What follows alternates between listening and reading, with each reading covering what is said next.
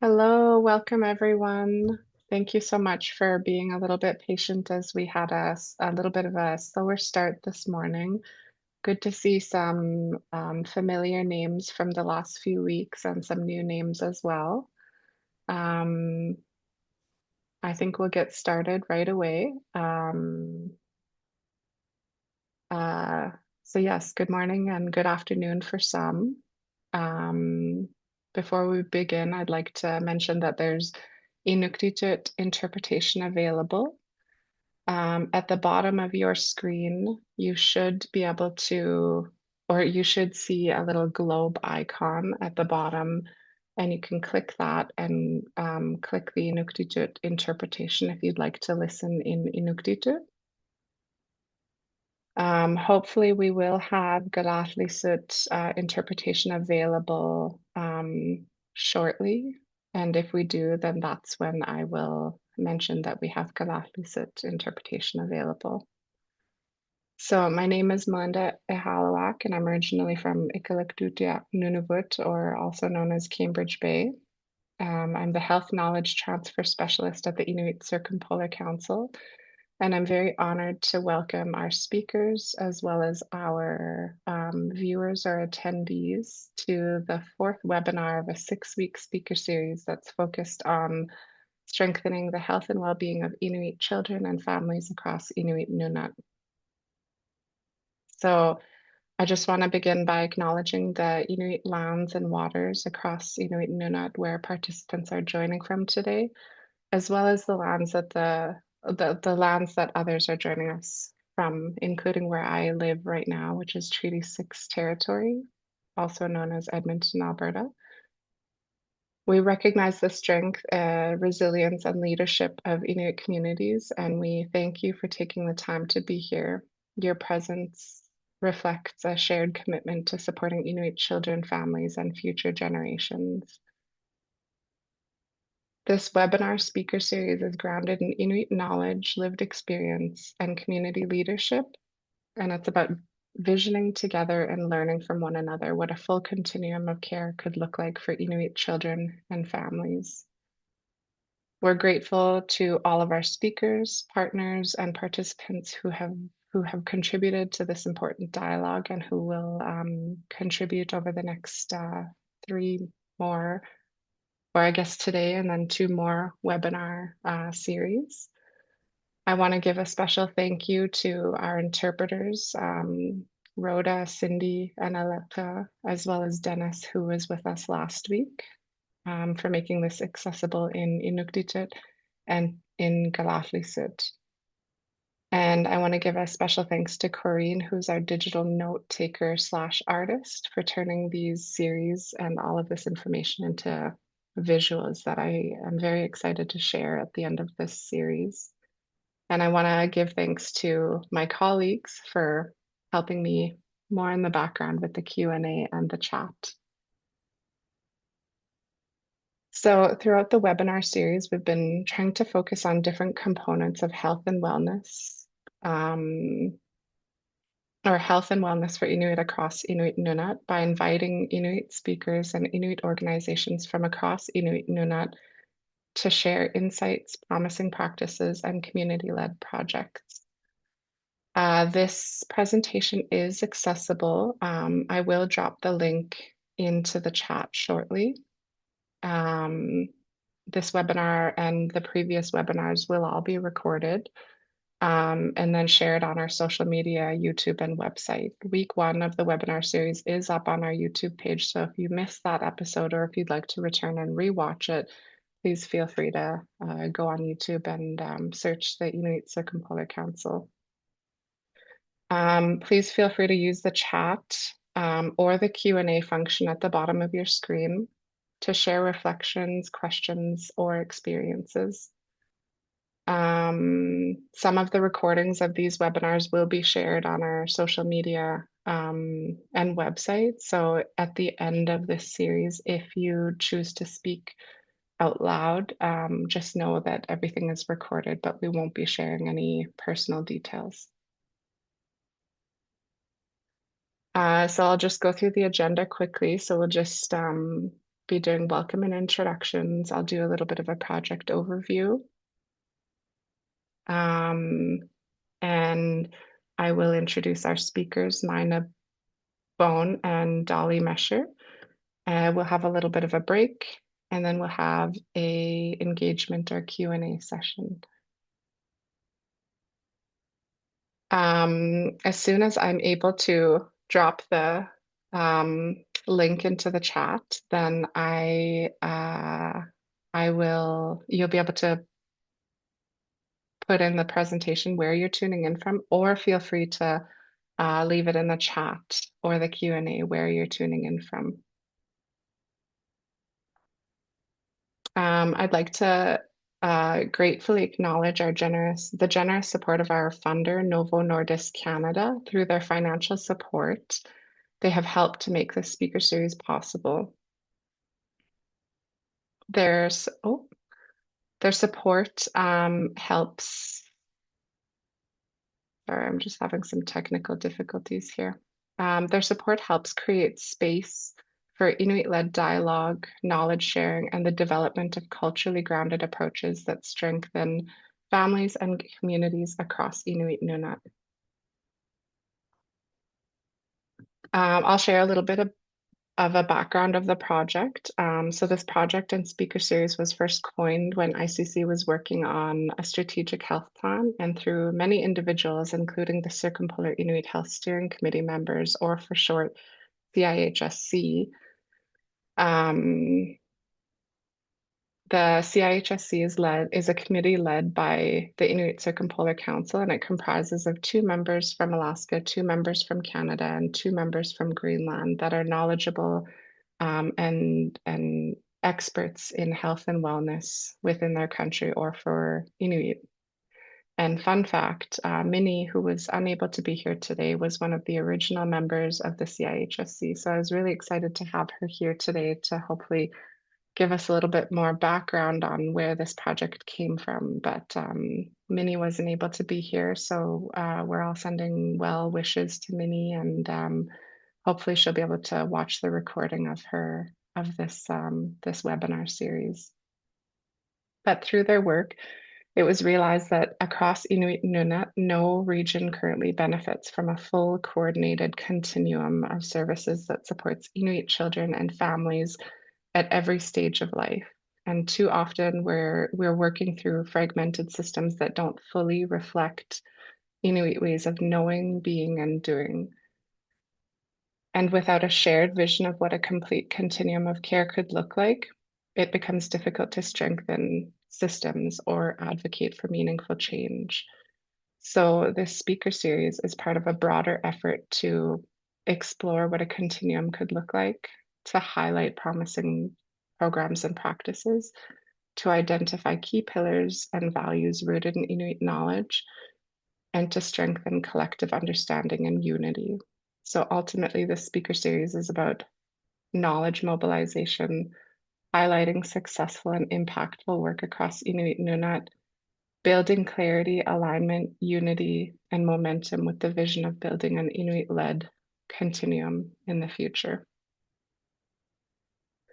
I'm seeing some comments that some aren't able to hear me. So I just want to see if you're able to hear me, please feel free to put a thumbs up or in the chat that you can hear me. Okay, so some are hearing me. I'll try to speak a little bit louder. I am struggling with a little bit of a cold today, so I'm trying not to abuse my voice. So I'm speaking a little bit lower, but I already have a very low voice.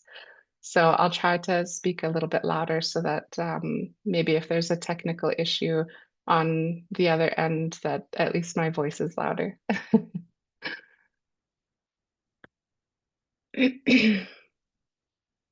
So I'd like to share just a little bit about Nunavingmi Ilagiit Papatauvinga, who will be the organization speaking today. So we have a couple of representatives from Nunavingmi Ilagiit Papatauvinga, but I won't go too in depth because I'm sure that our speakers will have much to share. So Nunavingmi Ilagiit Papatauvinga was formally established in 2019, and it's an Inuit-led organization redefining family services in Nunavik to ensure they genuinely reflect Inuit realities, values, and ancestral knowledge. Born from the vision of regional leaders and shaped through meaningful community-driven consultations, it represents a unified movement to reclaim responsibility for the well-being of Inuit children and families. Nunavingmi Ilagiit Papatauvinga affirms a fundamental principle that Inuit must lead the decisions that shape their lives. So from Nunavingmi Ilagiit Papatauvinga, we'll have Mina Beaulne and Dolly Mesher who will speak today. And so I'm very honored to welcome Mina. Mina's story is an inspiring testament to the power of local leadership and cultural dedication. And I had the pleasure of meeting Mina last October at the Inuit Women's Summit in Sisimiut.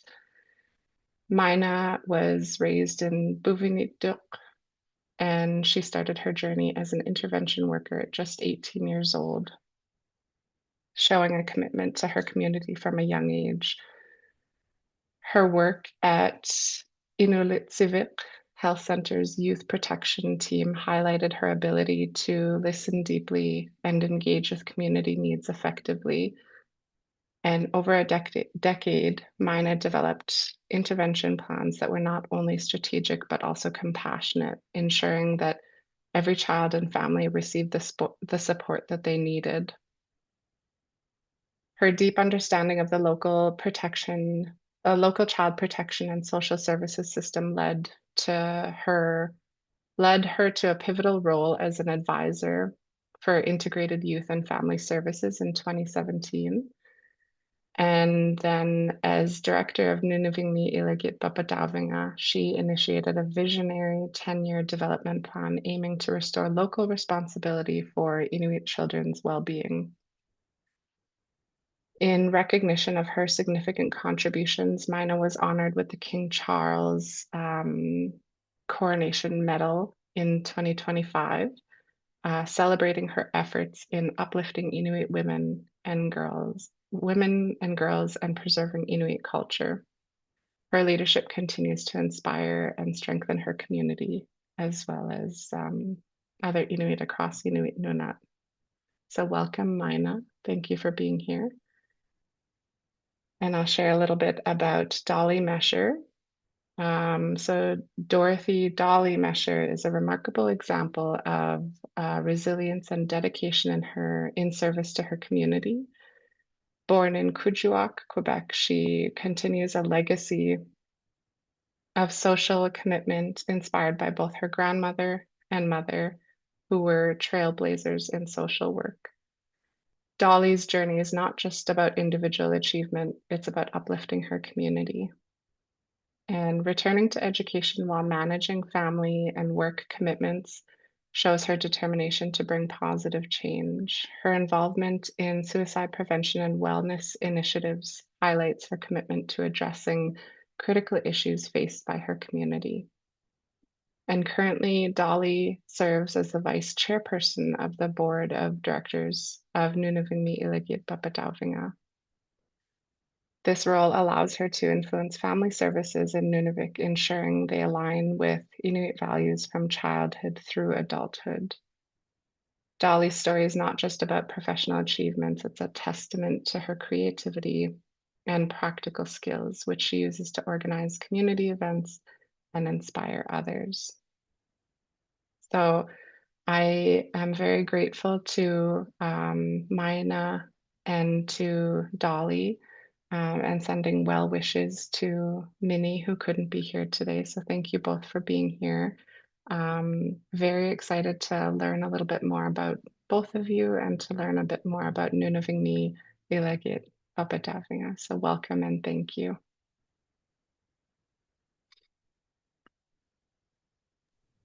Komik tali pigya kaum kinyam mga pit.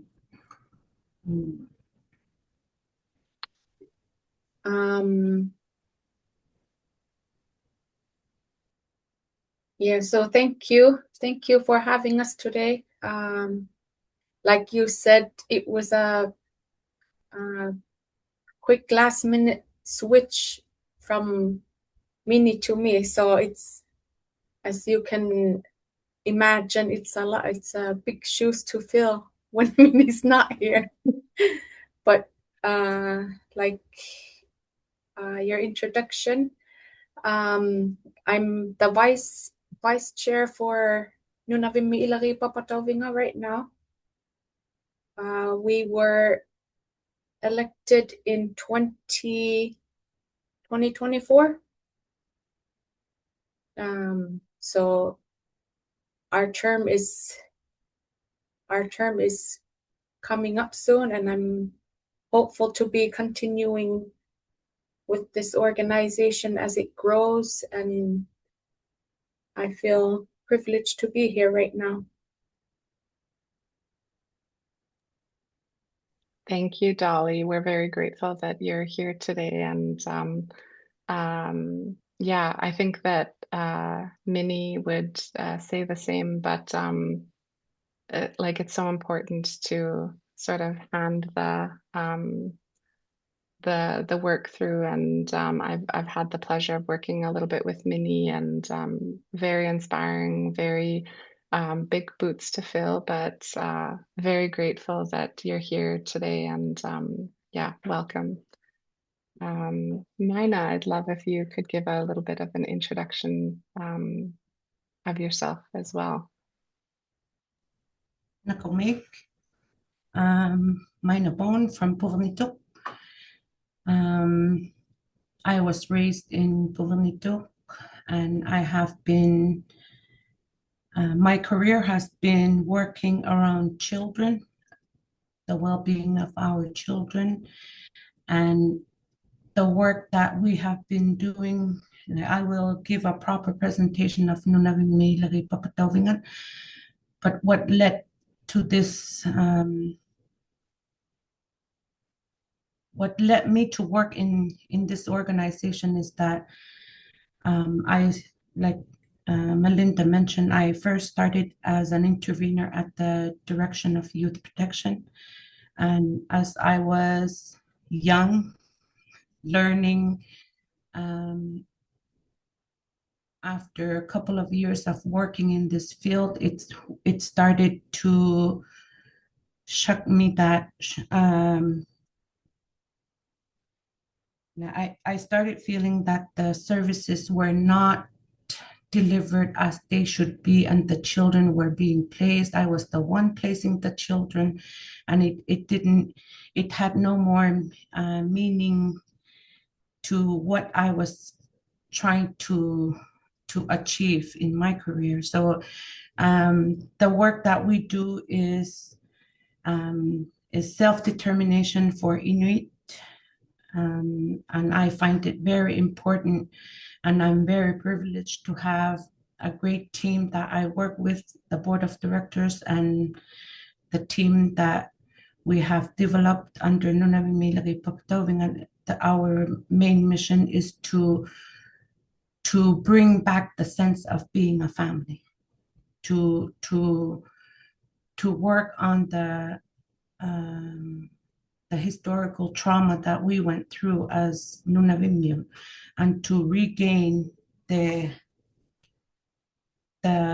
responsibility that was taken away from us when the residential school, dog slaughters, like all these historical trauma that we have gone through.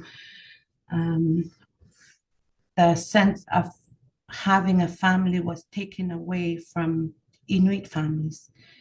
The core value of Inuit is to take care of the family, their children. So the work that we do is we're trying to bring back the sense of having a family support, and to help them in developing, or to strengthen them in supporting each other. Yeah, Thank you, Mina. I think that Yeah, like the fact that Minnie was a part of the Circumpolar Inuit Health Steering Committee and has also contributed to a lot of the work that Nunavingmi Ilagiit Papatauvinga has done and has been a great leader in many of our organizations. I think that um, your vision and mission and what you guys hope to do for Inuit communities and Inuit families really goes hand in hand with the vision of this project and the purpose of this webinar series. So yes, very excited to have you both here, and thank you for sharing a little bit about yourselves and the work that you do and your backgrounds. Yeah, so very excited to learn a little bit more. If either of you wanted to share a presentation, you should have the functions available at the bottom of your screen. But otherwise, I think that I can maybe hand it over to you to um, give the people what they want. Okay.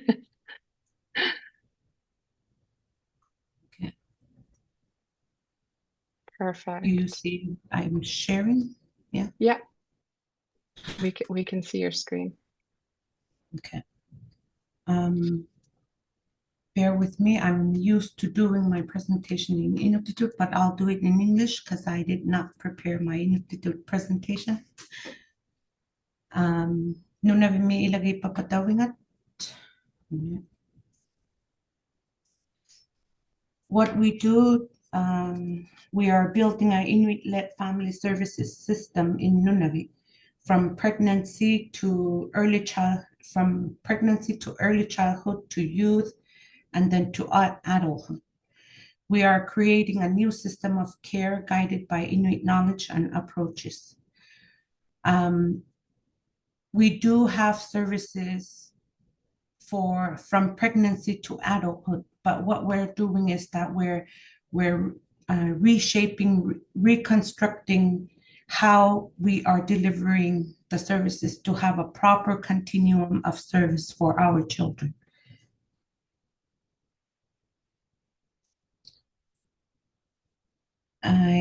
We are an Inuit entity of Nunavik. Nunavimmi Ilagiit Papatauvinga is an Inuit-led organization. For now, Nunavimmi Ilagiit Papatauvinga, we are under the Nunavik Regional Board of Health and Social Services until we are able to fully operate autonomously. So we are still under the regional board to have the administrative, financial, operational support, but we are working on becoming independent. We are guided by Inuit leadership.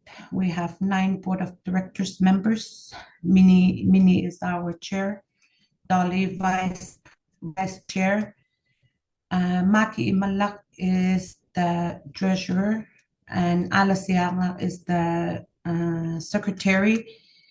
And we have two, how we do it is that we do 2 representatives on each coast, Angava Coast, Hudson Strait, and Hudson Bay. They had, and 2 elders that are appointed by the board of directors, and 1 from the urban area. We are currently 20 team members and still growing. Every week we are in the process of hiring new workers almost to develop the services and to program what the Inuit services that we are working on.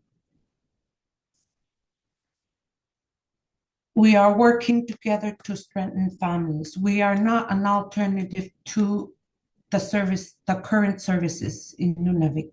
We are working closely with each and every one of them. We are trying to merge their vision to our Inuit vision and tried to work as close as possible to make sure that there's no gap in the service delivering for our children and families. So we have been working closely with many of the organizations in Nunavik.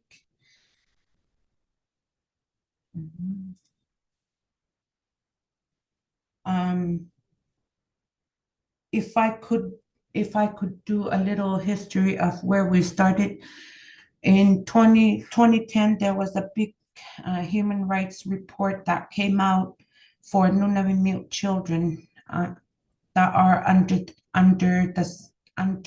DYP, the Direction of Youth Protection. And when they came back with the report, that recommendation that they gave us, there were lots of children that were placed in non-Inuit families. There were too many overrepresentation of children in care, and that they are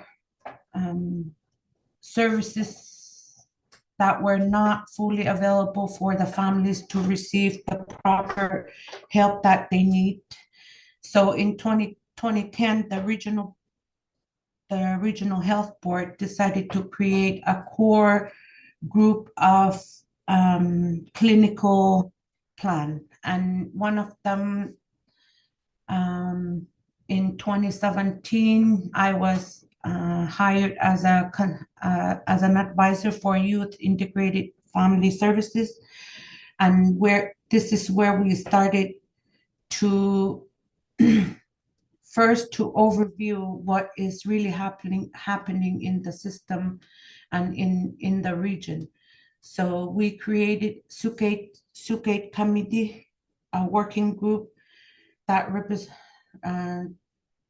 represented by each and every organization in Nunavik, such as KRG, Makipvik, Satukvik Inuit Women Association, DYP. We had DYP workers, we had social services workers, elders, and there were 18 working committees that were participating. And what we first started to do is that we first started looking into the Youth Protection Act, because youth protection is we knew it was foreign to Nunavimmiut. It was not properly introduced to Nunavimmiut and was implemented. And we started seeing children being taken away from families, and Inuit were not understanding why this was happening. So the first work that we did was to make sure that the working group understood fully the law and the purpose of the law, the ways, and to be able to identify in what area do we need to change. So as we went through, we started doing the community consultation. We went to each 14 communities in Nunavik. We went there with guidelines as the working committee explored also with other indigenous communities that has taken charge of their child protection services. And one of the indigenous communities, the Atikamekw, was very inspiring, and we used their ways of self-determination as guidelines when we went to the communities.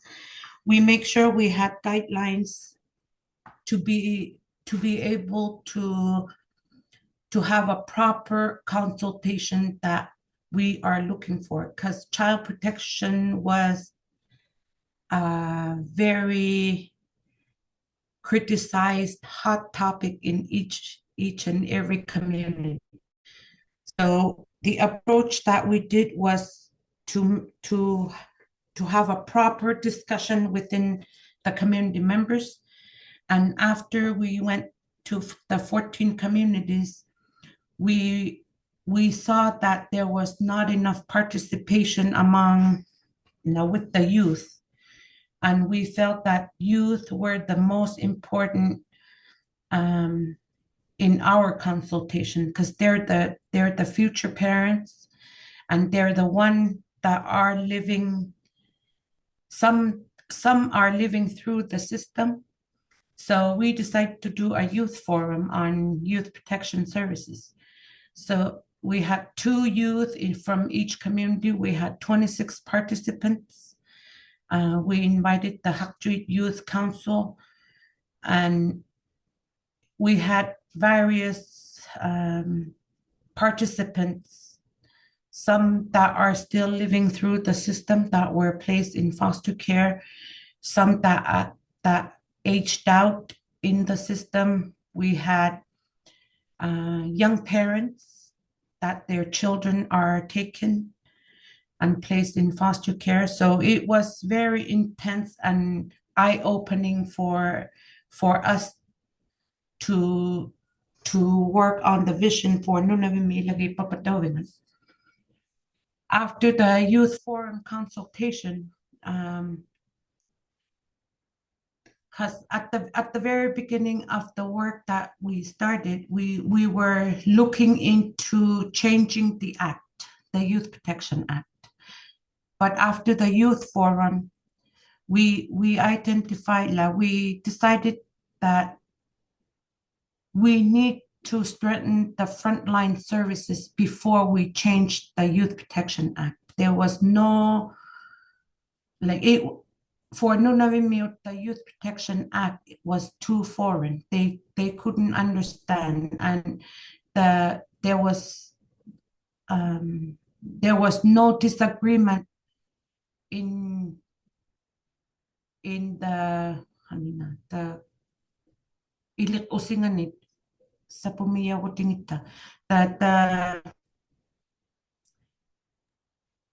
there was no disagreement with the value, or that the reason for having the law in protecting our children. So what we started focusing was, we need to create the frontline services that will avoid children in going into the protective to the protection. So we that's where Nunavimmi Ilagiit Papatauvinga came in, and we started working, and we started working in creating the core values and what we want to see in the future that will avoid our children in going into placement. And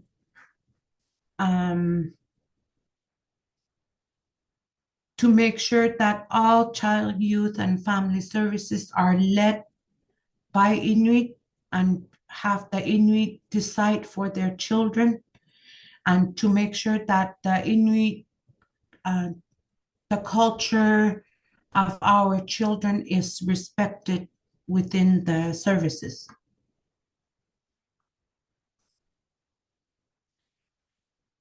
Like I said, we did the consultation. There was a lot of complaints that came out from the communities, that the services are in a crisis mode. All the interventions that they do are mostly crisis response and fragmented, culturally unresponsive. And we are still sometimes in a crisis mode when we're like up to today. We are still trying to put the fire down everywhere. It's a constant crisis within the services and within the families. So what we want to do is to change and shift. There was a lot of concentration, or a lot of fundings that was put in the crisis mode and in protection area.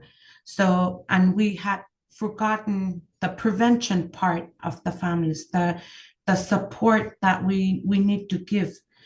So what we're what we're doing right now is we're trying to shift that. Instead of focusing on the protection part, focus on the prevention part and caring and help support the families and culturally grounded services, seamless, regionally coordinated. So it can, to switch the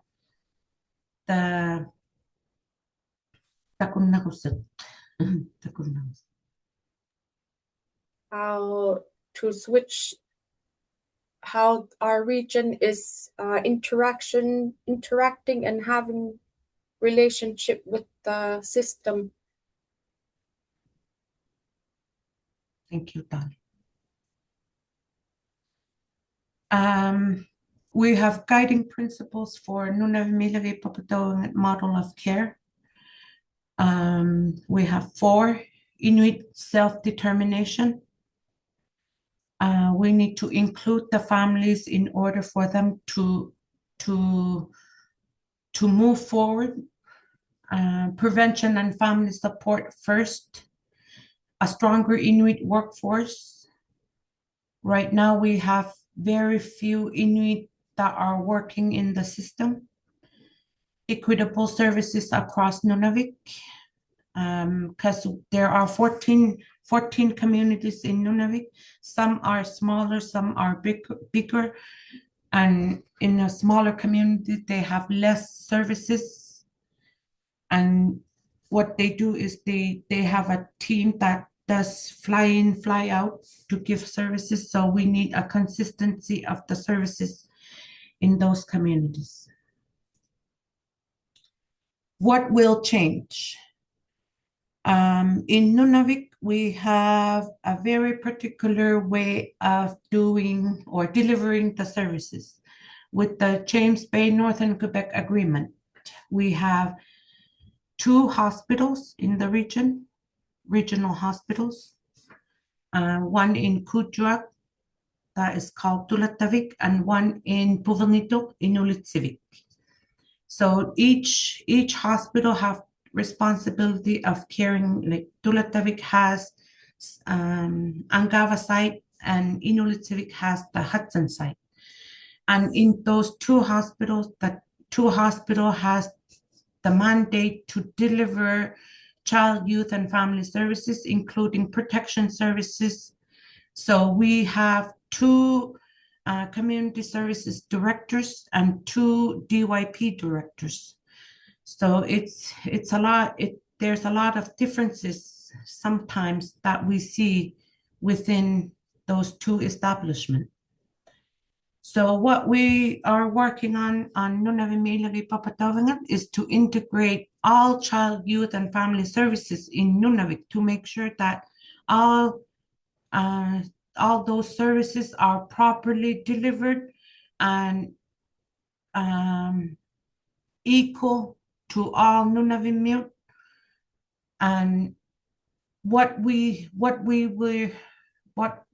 working on that we will see the changes on are 1 clear door for children, youth, and families seeking help. The Tukavik that we are working on will be a center to call, and in that the intervention that will be provided will be Inuit by Inuit. The first contact will be by an Inuit worker that will make sure that the families are properly receiving the services, the right services that they need. Because right now what we see a lot is that once the child is under 18, a lot of the time the family calls the DYP services, and it's harder for them to get out of the system after trying to seek help. So what we want to do is that we support the families in seeking the right services, and not only the protection side, but always in the best interest of the child.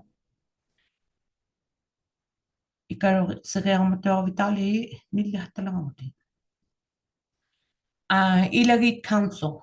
the Family Council, and Nunavimmiut Council, which is a wisdom council.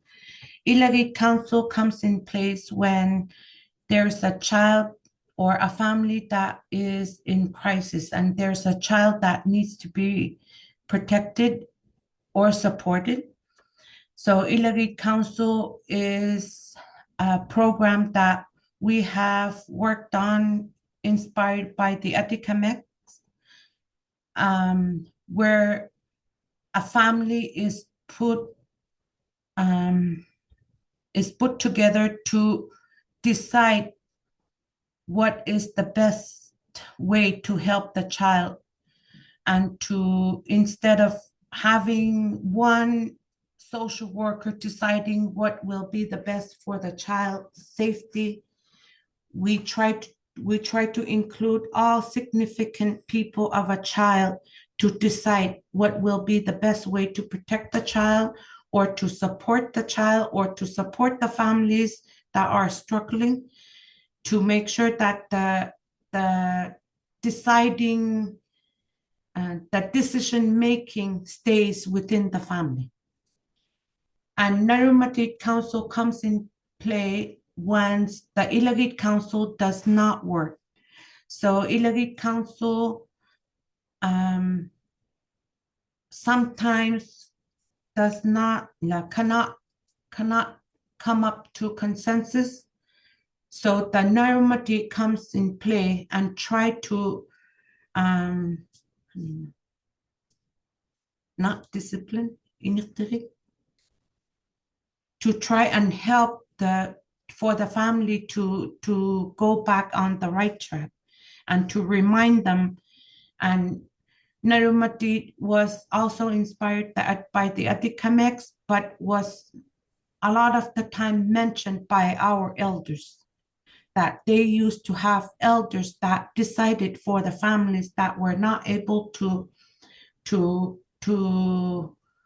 come into an agreement with anything. So in the community, there used to be wise people that did the work to try and help the families. So and Nunavimmiut is also a program that we're working on that will be delivered in each and every community, to make sure to also avoid the court system, the youth court.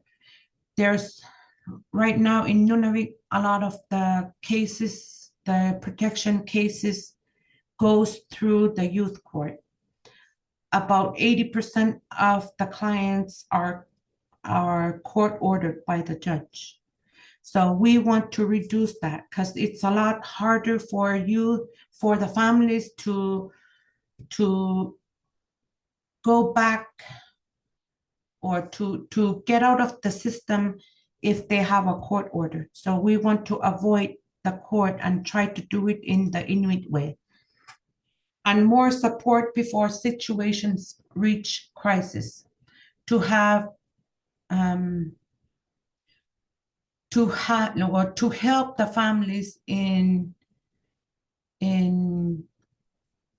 trusting again the services, because we're very much working on rebuilding the trust from the communities to the system. Like I said, DYP is foreign to Nunavimmiut, and it came in place without proper explanation, but it has good values. It's to protect our children. It's the right of our children. But how do we work around it? Around the system is very important for Nunavimmiut to rebuild the trust within the services. Right now, what we see a lot is that once they hear a social worker, they automatically think that the DYP will get involved in them, in their family, within their family. So they don't seek help when they need help. So the work that we do is to build more support so that the trust can come. Fewer workers around each families with better continuity. more time and support for families to heal and reunify, cultural continuity for children in foster care. We have many children that are placed in non-Inuit families. So what we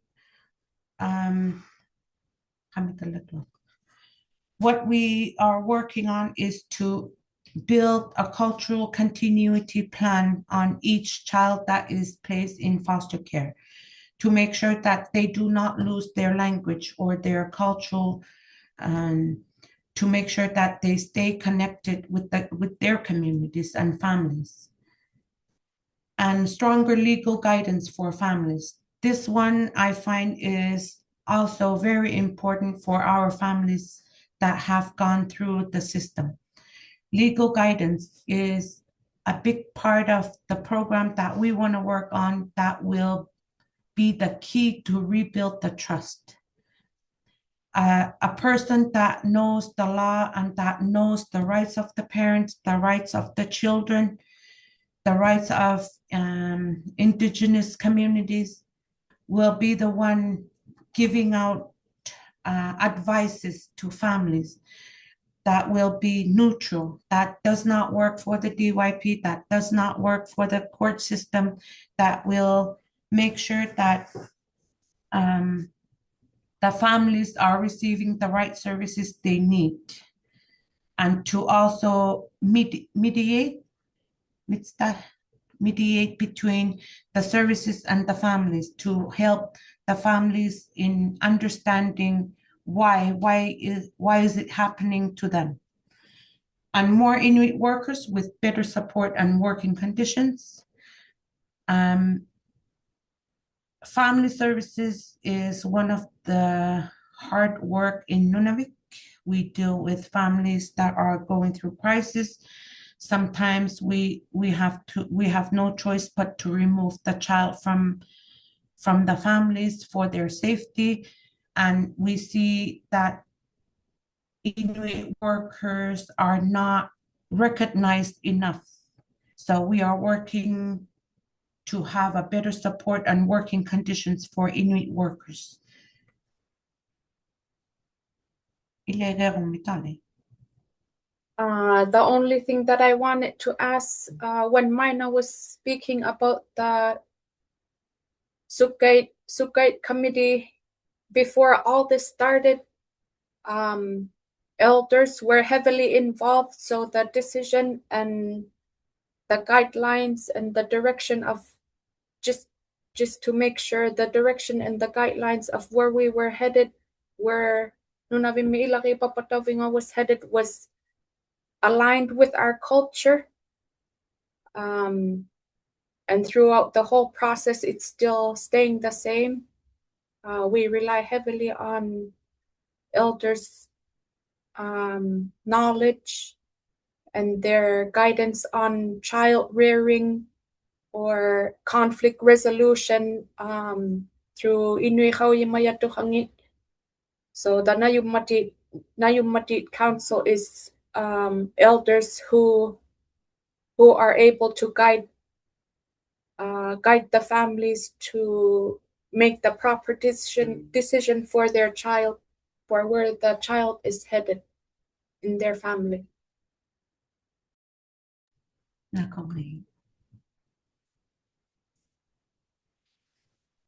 NIP development plan from 2026 to 2035. Like I said, we are working on becoming independent, and our phase 1 is to build Nunavimmi Ilagiit Papatauvinga's core organization and to launch Pigakvillutik in Inuktitut.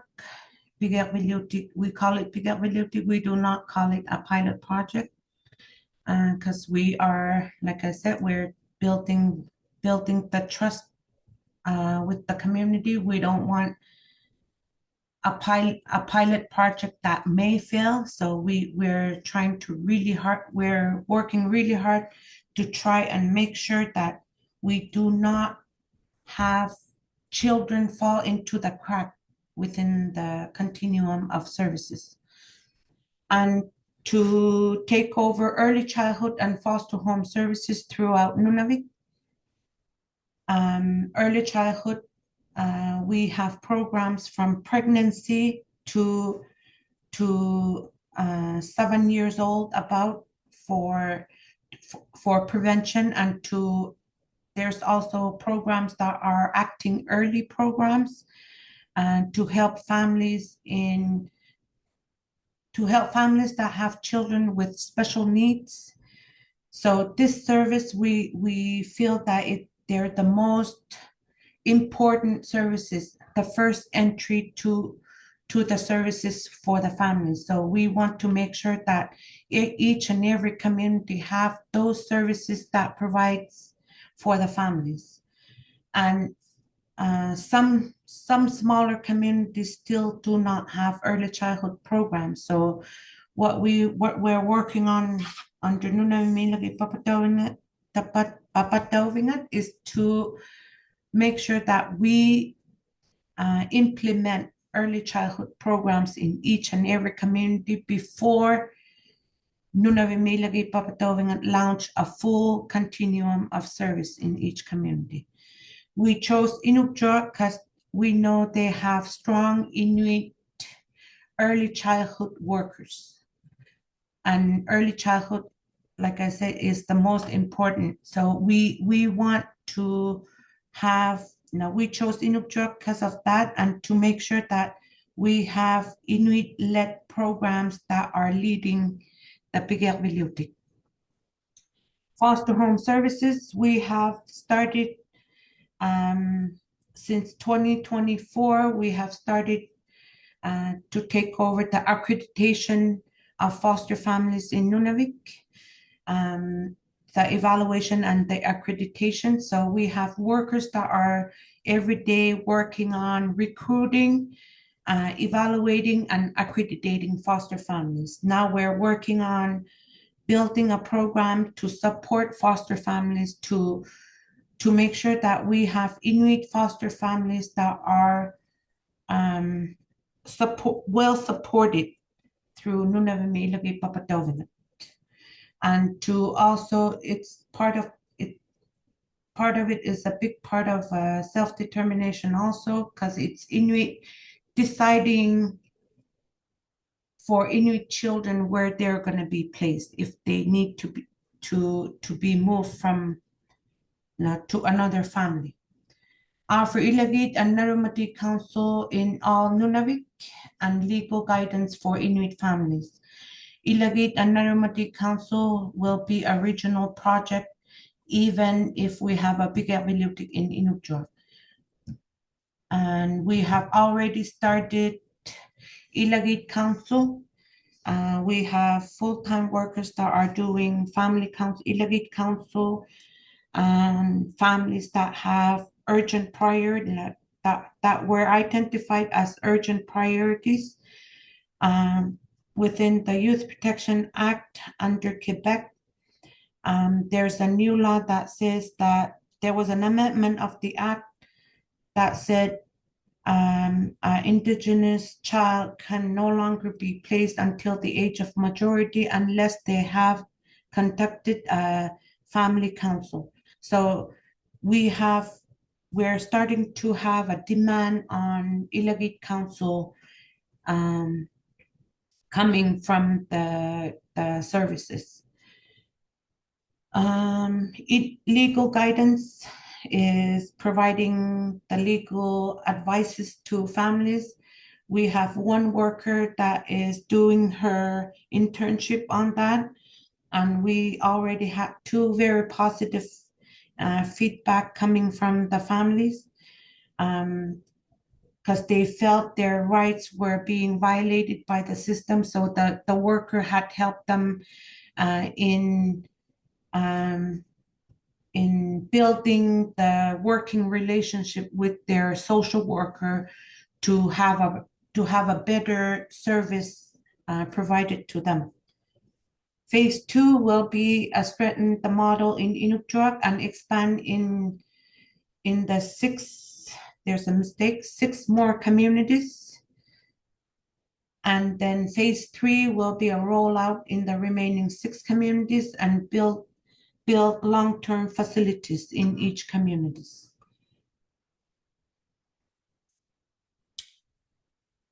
Our work is more than changing services. It is about rebuilding trust, strengthening families, and creating an Inuit-led future for the next generation.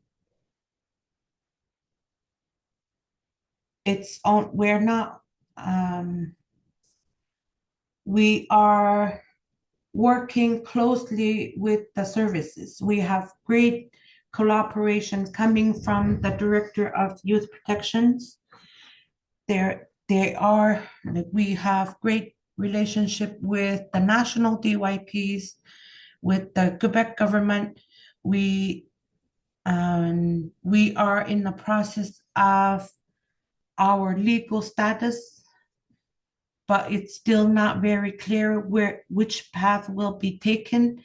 It's in the hands of our leaders, Nunavik leaders, but working closely with us. So right now, what we're doing is we're working by collaborating with the directors, with the service providers, by providing our Inuit knowledge to them to help better shape their service delivering.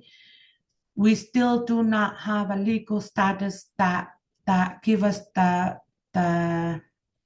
power in deciding, but we have great collaboration with the services. So our recommendation has been very well taken by the directors of the services.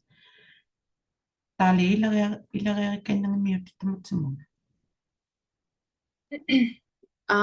to add on to what Mina said, during our term, we came to an agreement that the head of both the health board, Makivik, who is leading,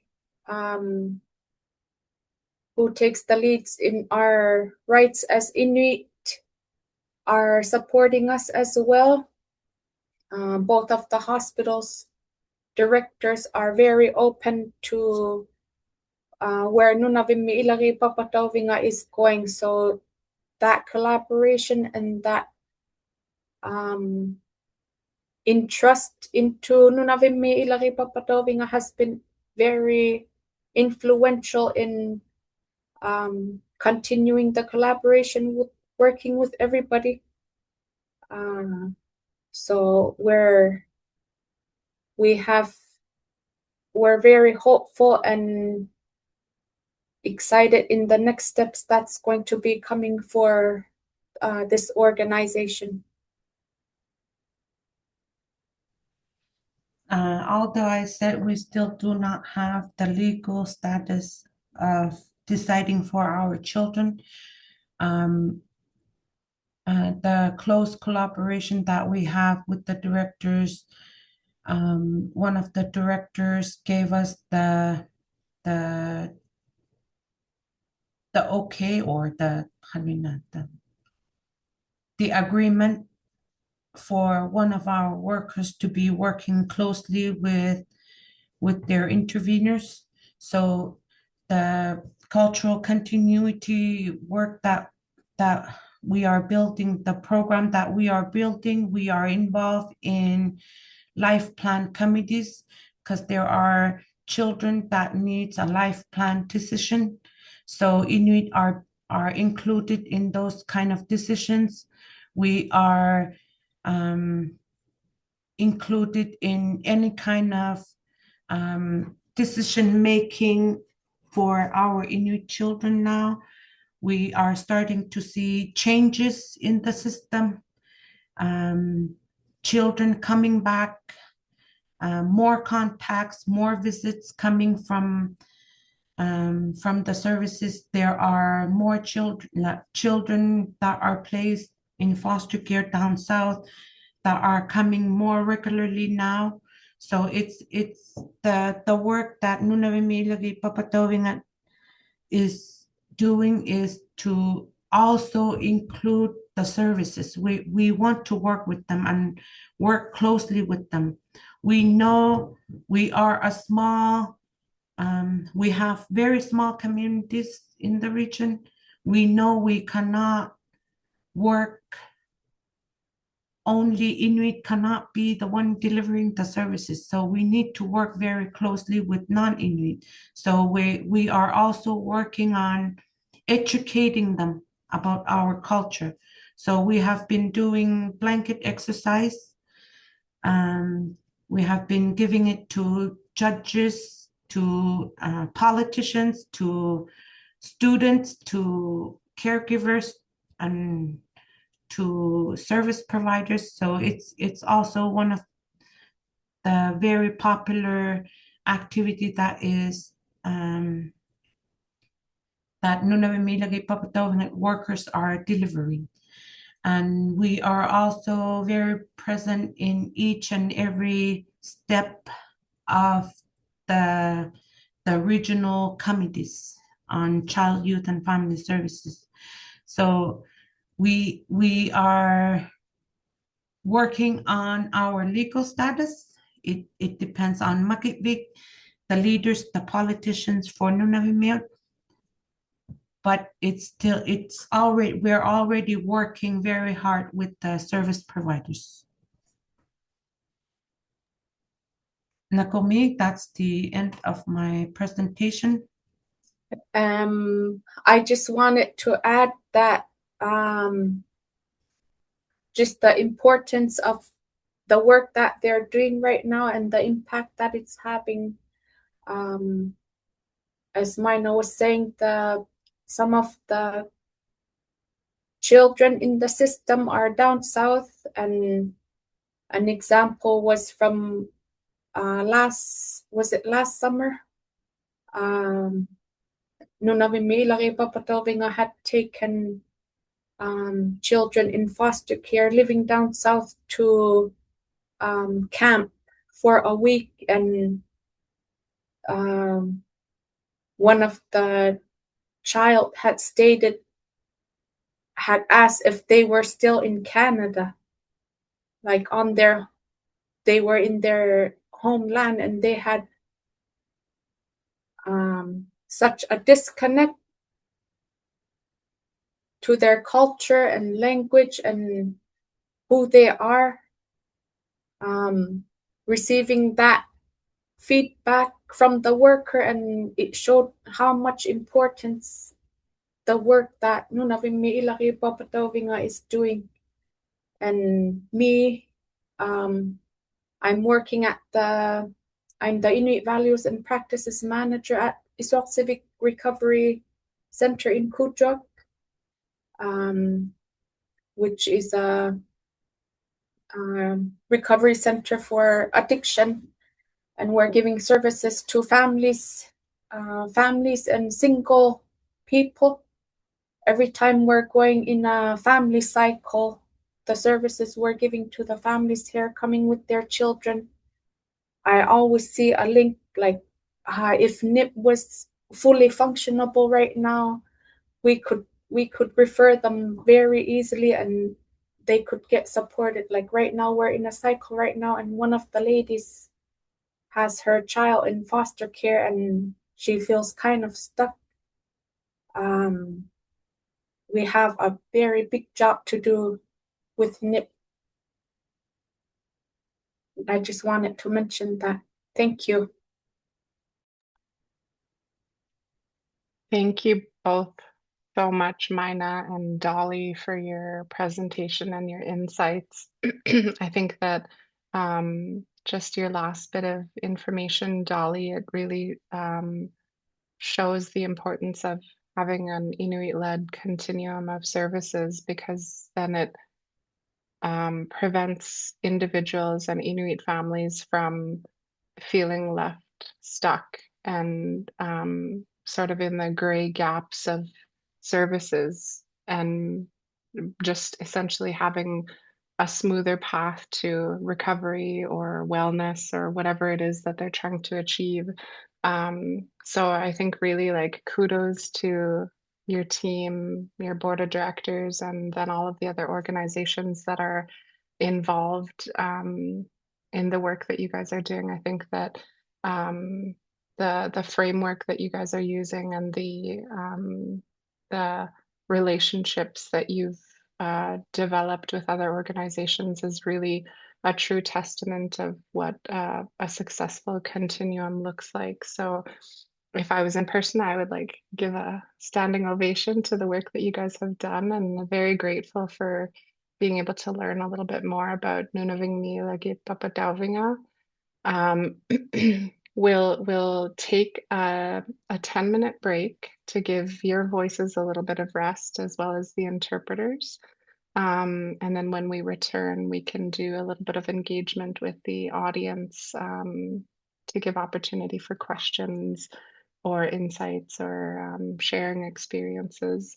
I welcome our attendees or viewers, if you'd like to leave questions or thoughts in the chat or in the Q&A function, then we will, when we return, we'll do a little bit of a swap between allowing guests to speak out loud or show their camera if they wish. And then we'll hop between the chat and that function. So it is 11:12 right now, so I think we can come back at 11:22 just to give all of our voices a bit of a rest. So please feel free to go and grab a cup of coffee or tea, and we'll be back at 11:22. I just want to mention that my children are leaving to their grandparents this afternoon, and they're at the airport right now. I'm gonna go quickly and come right back. So Absolutely. probably gonna. Your family is so important. Sorry, I didn't mean to cut you off, but thank you, Dolly, so much for being here today. And again, on such a last minute notice, your voice is so important and the work that you do is so important. And we're really grateful to um, have you here today. So if you're able to return, great. But also, I think all of us understand that how important family is. So thank you. Thank you, Thank Dolly. you.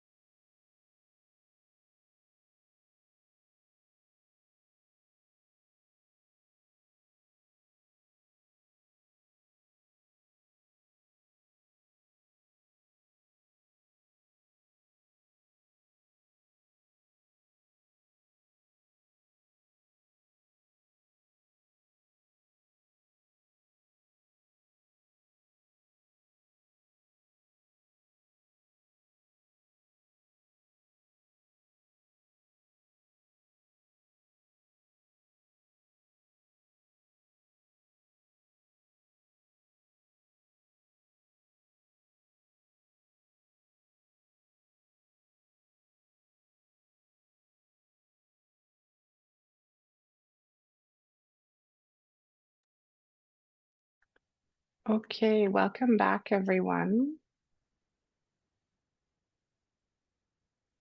Can I get a thumbs up from the viewers to let me know that people are back in the room? They have their cup of coffee or tea or a snack. Amazing.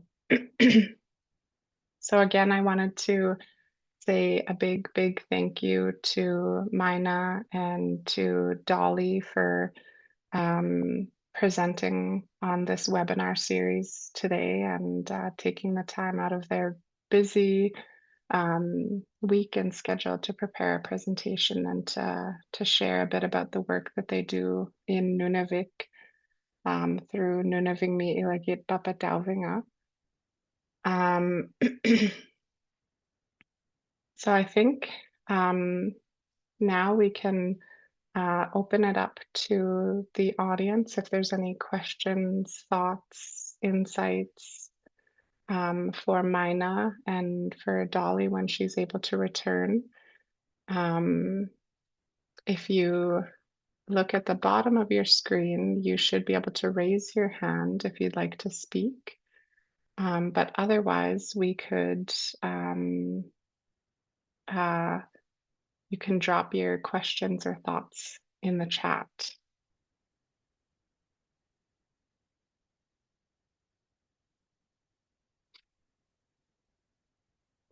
So I've seen some really good feedback and thoughts in the chat, and one of the I guess comments was that from Deborah Barkowski, sorry, was that thank you very much for your presentation.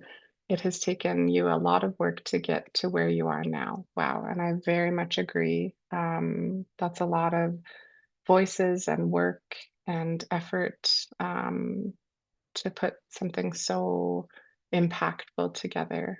So yeah, I think like very wonderful work. And then I just want to make sure that Mina is with us before I get too much into questions. So maybe we'll wait another minute or so just for Mina to return, and then we'll get into the questions. But please continue to leave those thoughts in the chat. Okay, I see Mina is back. So Mina, one of the questions in the chat was, how can they access that camp? I work with a young Nunavut boy currently in care in Alberta. So I guess maybe that's a two-part question, Mina. Do any of your programs or the camp programs, are they available to Inuit outside of Nunavik? And then two, if so, how can others access your services? Okay, thank you for the question. Unfortunately, right now, the services that we provide are for the beneficiaries of Nunavimmiut, as we do not have the capacity to serve for all Inuit Nunaat. The work that we do is for the Inuit children of Nunavimmiut. Thank you, Mina. Does Nunavingmi Ilagiit Papatauvinga have plans in the future to maybe expand services? Not for now. Because we are still waiting for the legal status. Right now, what the services that we provide are through the health centers from Inuit Civic and Tulatavik. And hopefully we will expand to only beneficiaries of Nunavimmiut under the Makivik Corporation. Thank you, Mina. So a few weeks back, we had Ilitaksinik present, and they're an organization that delivers programming to Inuit within Nunavut. And one of their major challenges was that their funding was very project to project based, and that was, I guess, maybe a barrier to why they couldn't expand outside of Nunavut. Although, like, their mandate right now is to serve Nunavimmiut, very similar to Nunavimmiut, but to serve Nunavimmiut. Do you find that I guess maybe it's a different structure that you deliver your services through the health center, and that it's probably connected through that way, but do you find that some of the funding is a barrier to delivering services to Nunavimmiut? Yes, for sure. The funding is the big barrier for us also. But how it works in Quebec, they follow where the mother is originally from. Like when they want for the protection site, if the mother resides in the Hudson site, Inuit-Civic, it's the Inuit-Civic responsibility to provide services.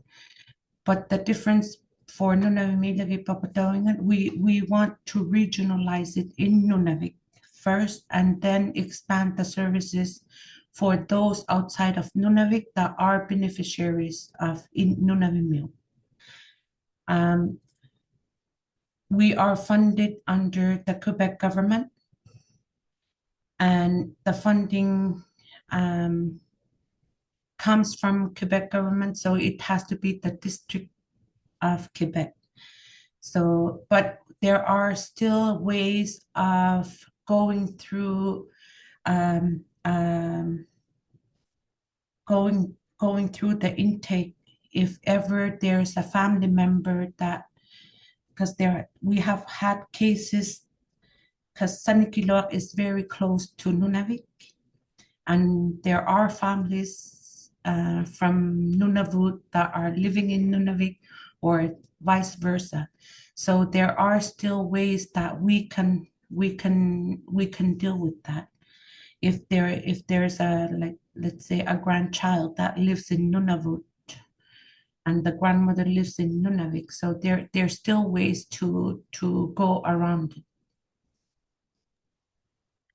Thank you, Mina. I think that that's such an important insight, and it's something that I've thought a lot about putting this project together, because Inuit Nunaat alone is such a vast geographical area of Canada. So being able to serve Inuit across our regions is difficult in itself, and I think, like, even more difficult trying to expand outside of our regions or our provinces or territories. And I think, like, yeah, like, that's such an important insight that that there's so many connections, like Inuit living outside of their, like, home region, which creates some barriers to access for different services. And it's something even my own family we experience occasionally.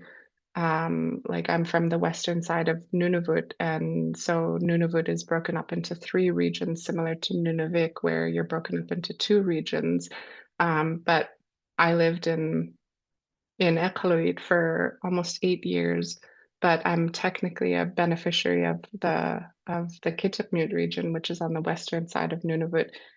So it was always really complicated, and mine is much more minor, but it was complicated trying to navigate um, how to access, like, funding, like school funding, um, and funding from, like, our regional Inuit organization, um, because there's those systems in place. But when you look at the flip side of it, it's also very protective because it keeps that information within the region, and keeps it, like, with the family ties. So yeah, that process really resonates with me, and I think it's something that Inuit experience regularly, at least across Canada. I can't speak for what it's like in Alaska or in Inuit Nunaat, but it's definitely something that I think Inuit experience regularly within Canada. And then especially when it comes to living in urban areas, which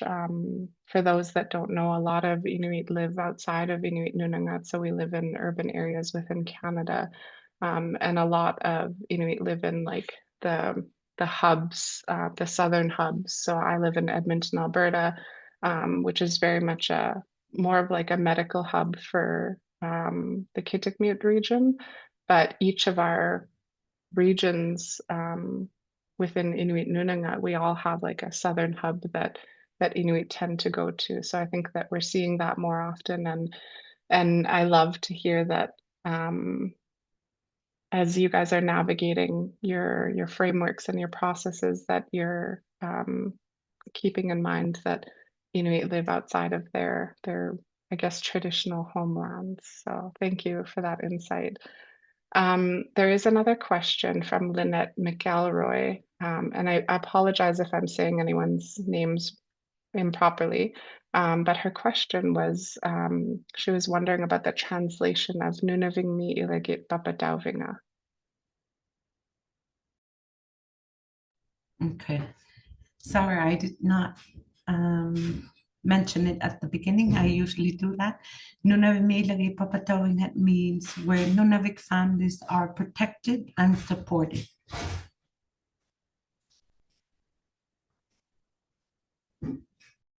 Okay, I'm just going to drop that in the chat, where Nunavik families are protected. Supported and protected. Oh, supported and protected. Supported and protected.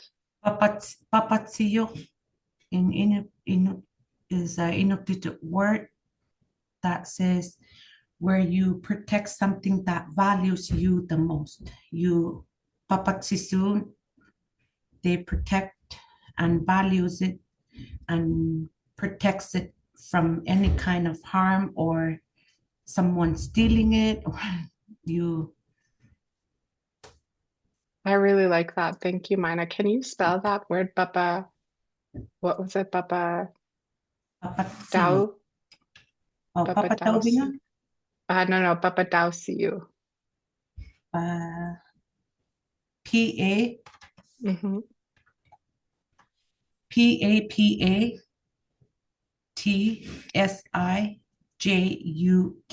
Papatsiyo is someone that is protecting something that values them, that is important for them. Yes. Thank you. I'm just dropping that in the chat. I really like that. As a an Inuk that doesn't like I don't speak Inuktitut or Inuinnaqtun is the dialect from my community, but I really like hearing those terms. Like they're such small words, but they're so meaningful. So I really enjoy like hearing the meanings behind different words and values, and I think that highlighting some of those Inuktitut words is so important within for me for the final product of this project, putting it in the report to say like this is a value or a pillar that has been recurring, and I think that Papatsiok has been um, recurring within the last 4 weeks of this webinar series.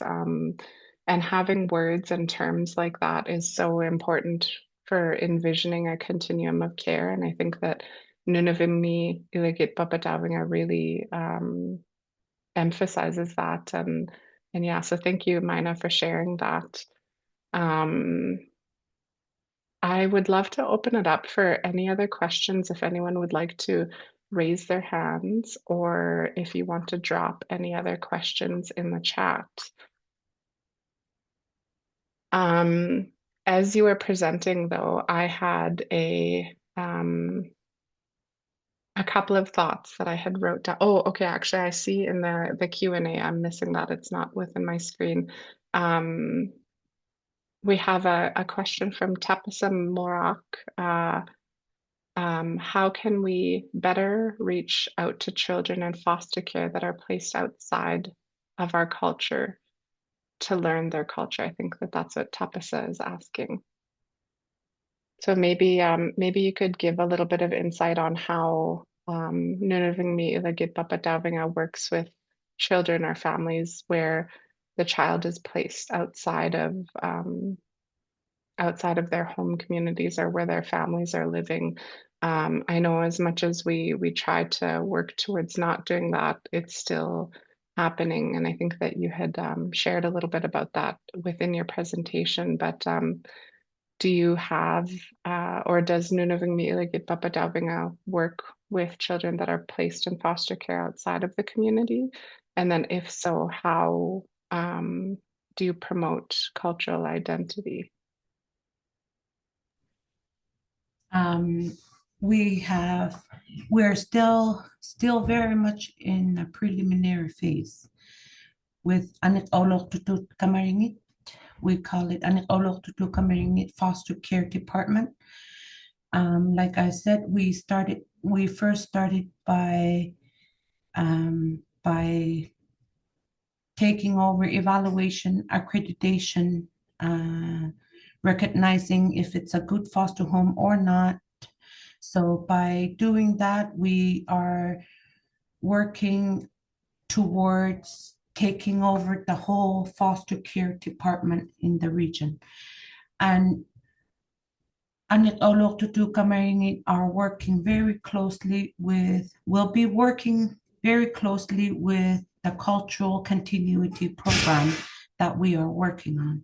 And cultural continuity program is working very closely with the DYPs, the Department of the Youth Protection, where the ones that are placing the children. And with that, we are working on protocols that needs to be followed to make sure that every child that is going into foster care has a cultural plan to make sure that they don't lose contacts, language. We already have children that has lost their language because it was not properly done. That's why we are working on Nunavimmi Ilagiit Papatauvinga. But the work that we do is how do we rebuild the relationship that they were supposed to have at the very beginning. There are children that have no family contacts whatsoever for some reasons.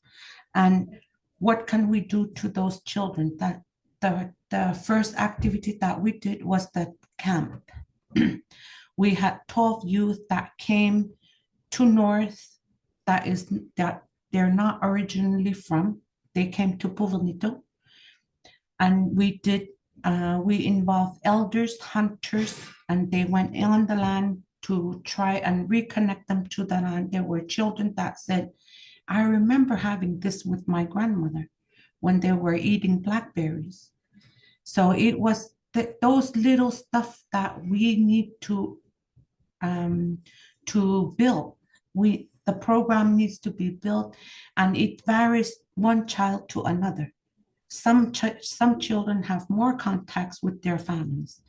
And what kind of programs can we create? There are also programs that are created under the Siltigit. The Siltigit is a non-for-profit organization that was created in Montreal area to support foster families that have Inuit children, and they do monthly activities. They do cultural activities, they do sewing projects, beading projects, and they also offer Inuit-led lessons to foster families.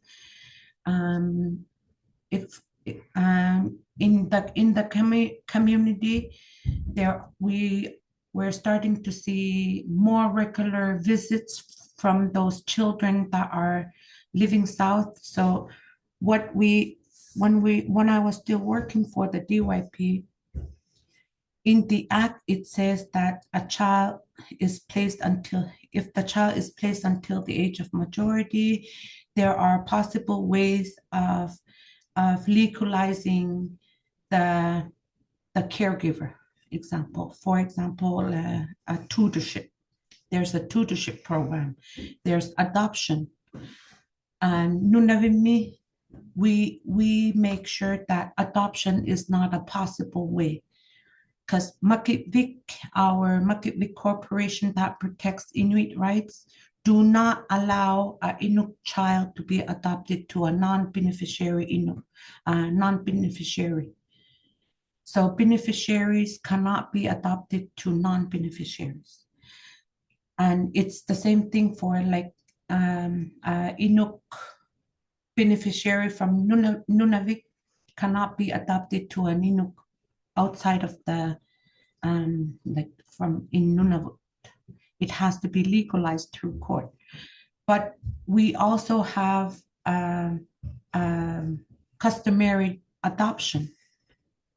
And Inuk to Inuk, we can give adoption to our children, to our family member, or to the person that we trust. We still have that strong cultural belief on customary adoption. So what we try to do to make sure that we do not allow adoption to non-Inuit, it gives us a right to stay connected with that child, because that the caregiver, even if it's a long-term caregiver, the DYP still have the responsibility to make sure that the child receives the proper cultural services. So this part was done internally. So the DYPs make sure that they do not go for adoption or tutorship unless it's a Inuk to Inuk.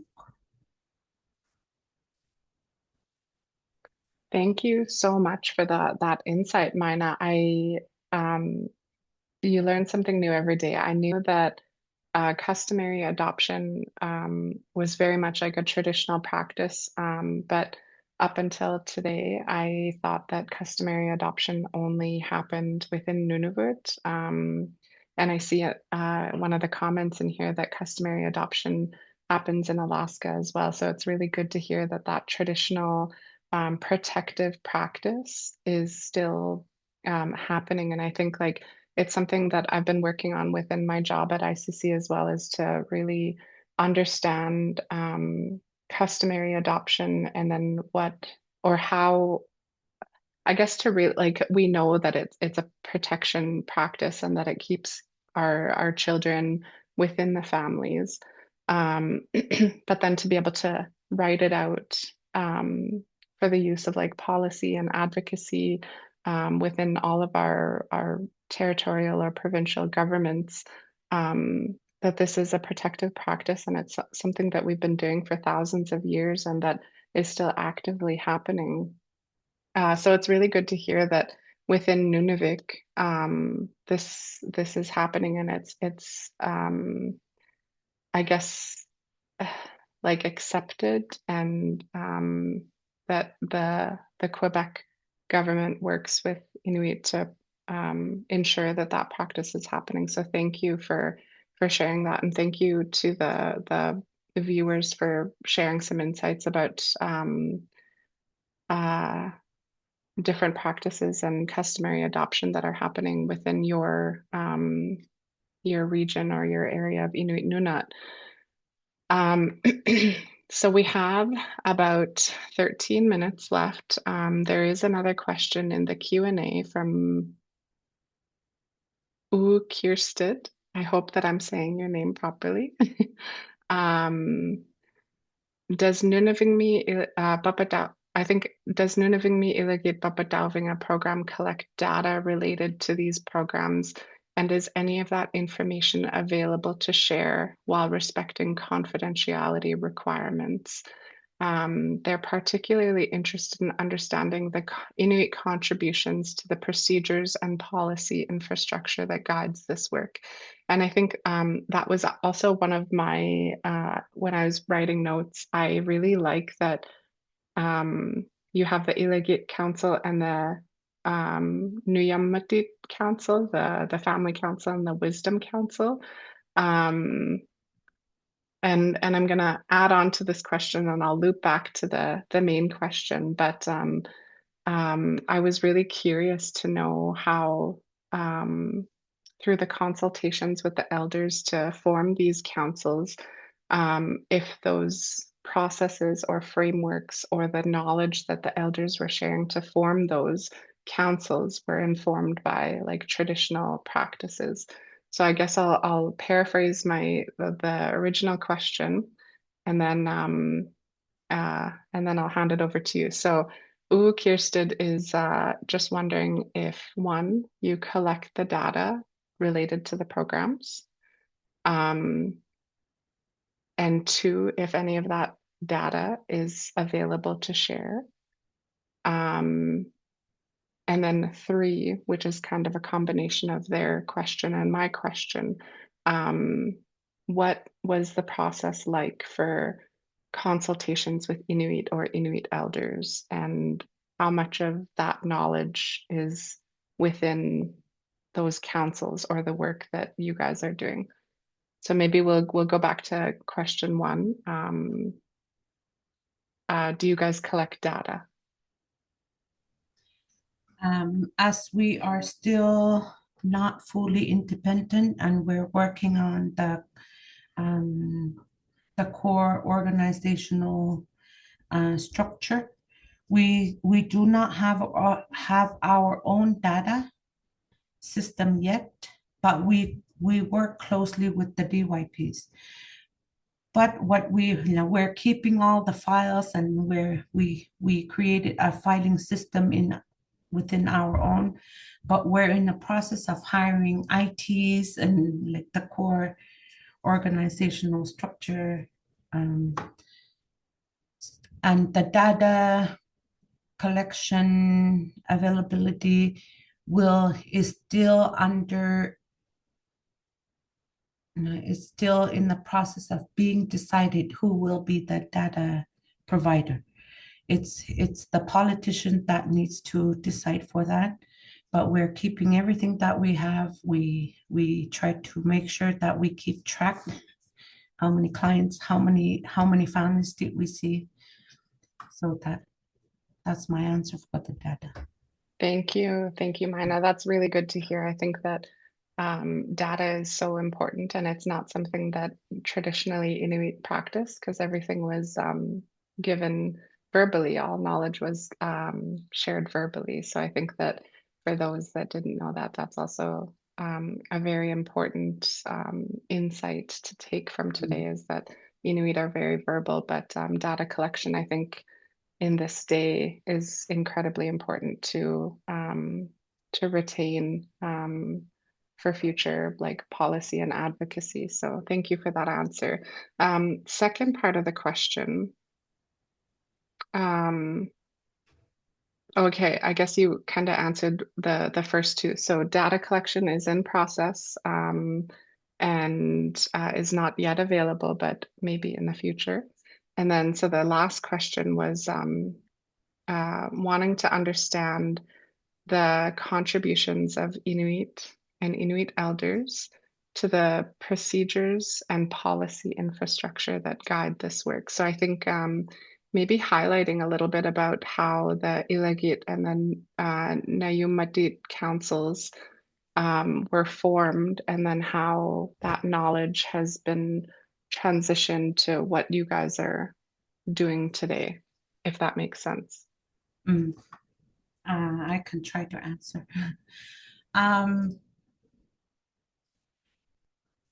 At the beginning of my presentation, I mentioned that there was a lot of resentment and criticism around the work that has been going on within our children and families. And majority of the SUKATE members, the working committee, were elders that has no modern education. If I can say, I don't want to say they have no knowledge because they do have knowledge. So the work that we did was mostly by stories, like the real Inuit way. There were elders giving us stories about what they saw when they were growing up, what they used to do as a family, and how they used to protect children, and listening. A lot of the work that we did was mostly listening to elder stories. And what we did with my team was to work on putting it into policy and the way of working, and the modern way that we know, merging it to our Inuit knowledge. And we tested the programs that we created, like the Ilagiit Council. We tested it. We did role plays with youth, with elders, we involved the community members, trying to make it the best way of what we can do. And we're up to today, we're still learning. That we're still in the learning process, but it has been, we take the families, and we make sure that the family are in control and not the system. So it happens very naturally. And the Narumati was, like I said, it was inspired by the Atikamek programs that the programs that Atikamek created, but it goes very much with the Inuit way and involving elders. There, when we did the consultation, there were elders that said, I want to be involved in my grandchildren, in deciding for my great-grandchildren, and for the safety of my great-grandchildren, not to be involved in caring for them, but to make decisions for them. And with that, Narumati, the Wisdom Council in Atikamek way of explaining, we named it as Narumati. We presented it to Sukait. We had working sessions. We did group sessions in trying to find the best practices that we can, and to try and reform how it will be conducted. So the workers that we have are only facilitators. They're not decision makers. They just facilitate the decision power. We give it to the families. So even through Narumati will not be the one deciding. It will give back the decision to the family. Did I answer well the question? Yeah, I think so. And I think that if the main person that asked the question would like a little bit more clarity, then please feel free to leave that in the chat. But just my own reflections. Hi, Dolly. Welcome back. I hope your kids are doing well. I'm always so emotional when they leave me. I hope you're doing well. They're on the plane. It's their first time unattended Aw. minor necklace. Aw. Well, I'm wishing them well. I just did the same thing with my nieces like last summer, and I was such a nervous wreck. So I feel you. They'll be good. So Dolly, we were just going through a few questions, and Mina's given us a lot of answers and insights into the work that Nunavingmi Ilagiit Papatauvinga has, the work that you guys have done so far, and really appreciate all of the insights and answers, and like being able to just highlight the work that you guys do in Nunavik. And I'm just going to loop back to the question that we last answered about how Inuit are involved, and like how that knowledge and that information is, I guess, utilized in the work that you guys do today. And I really, really love that those initial consultations, we're just listening to elders' stories, and like listening to them speak about what they did traditionally. And like I think that that's such an, sorry, my dogs are barking. I hope you can't hear them.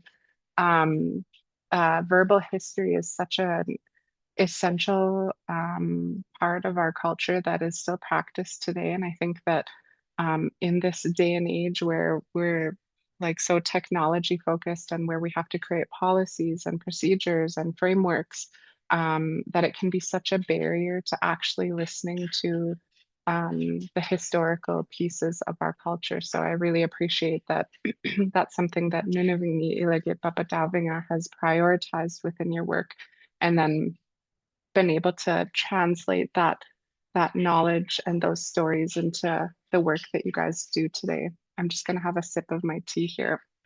I'm fighting a cold, so my voice is very crackly.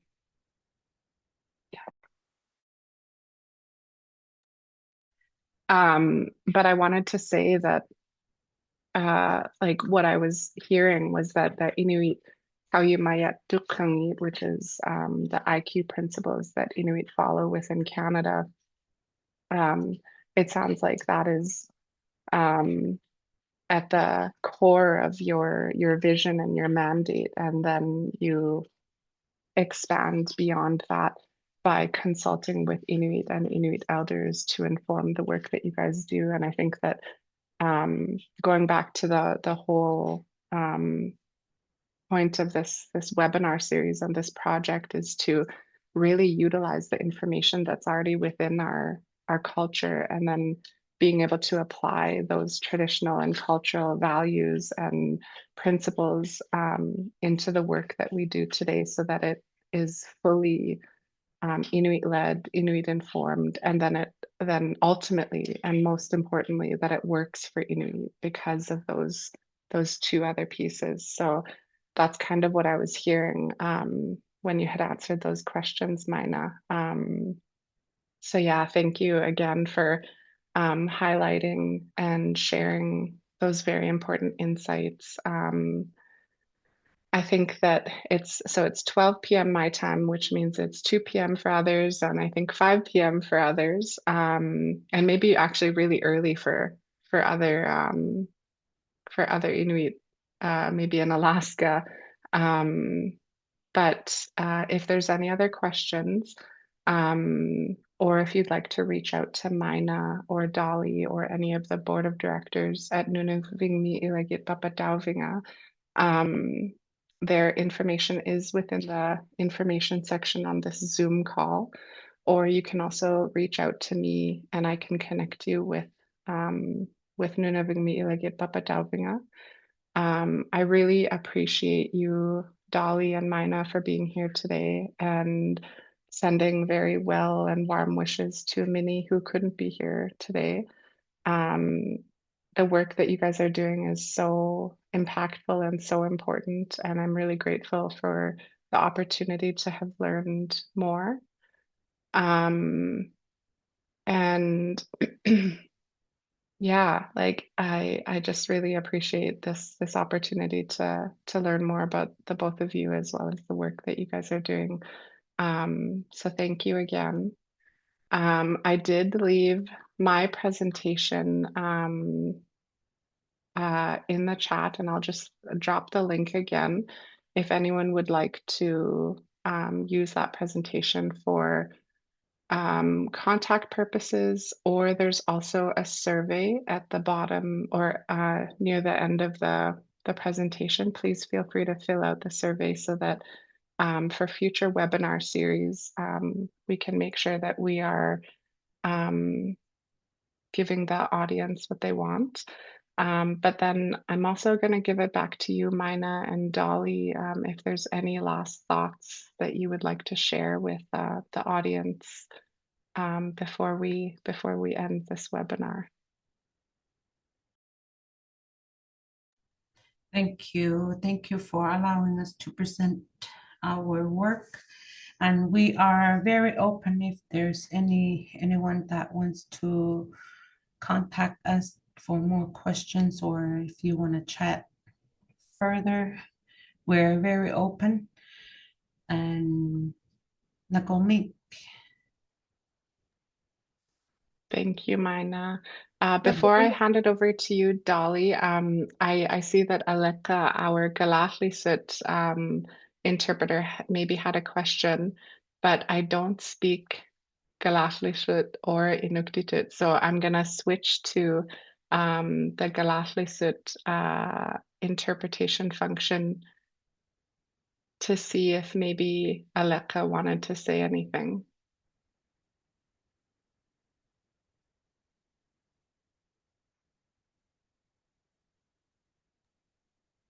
Wa sigon na mga no tulit lo. Oh, Aleka, I think was just so she was just apologizing for the delay.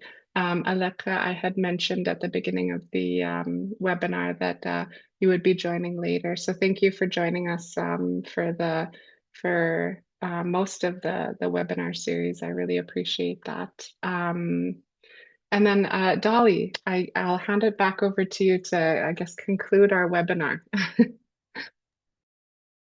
Yeah, I just wanted to say thank you for having us. We look forward to the big work ahead that we have, and we're going to focus and stay strong on it. We still have a long way to go, so step by step it's happening, and I'm very proud to be part of it. Thank you, Dolly. Yes, very, very proud of the work that you guys are doing, and these kinds of initiatives and work that's being done for Inuit across our homelands and urban areas makes me really proud to be Inuk. So thank you both, and thank you to Nunavingmi Ilagiit Papatauvinga for the work that you guys do. And yeah, thank you again from the bottom of my heart, and I think from the bottom of the audience's heart for taking the time today to show up virtually to share a bit more. So yes, thank you again, and I'll be in touch, and I hope that we see some familiar faces at the next webinar, which will be same time next Wednesday. Thank you, Mina. Thank you, Dolly. Bye. Okay, take care. Bye.